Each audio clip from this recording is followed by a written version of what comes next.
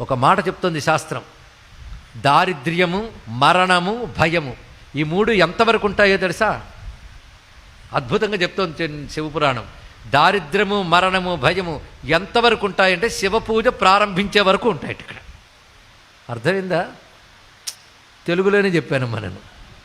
దారిద్ర్యం, మరణం, భయం ఎంతవరకు? శివపూజ ప్రారంభించే వరకే దారిద్ర్య మరణ భయాలు ఉంటాయి. శివపూజ ప్రారంభించాక శివానుగ్రహం వల్ల అవన్నీ తొలగిపోతాయి. అది చెప్పాడు. శివుడు ఎలా తొలగిస్తాడు? ఏ ప్రారబ్ధం వల్ల ఇవి వచ్చాయో ఆ ప్రారబ్ధాన్ని రెక్టిఫై చేస్తాడు ఆయన ఇక్కడ. అందుకే ఈయన బాగా అలవాటు చేసిందని చిన్నపిల్లవాడికి భగవత్ పూజ అలవాటు చేశాడు, మంత్రజపం అలవాటు చేశాడు, శుద్ధిగా సకాలంలో నిద్ర లేవడం, మంచి అలవాట్లు ఇవన్నీ చేశాడు. అంటే నీ ప్రారబ్ధంలో అకాల మృత్యు ఉన్న నీ ప్రవర్తన సక్రమంగా ఉంటే దాన్ని కూడా దాటవచ్చు. ఈ ఒక్క కథ ద్వారా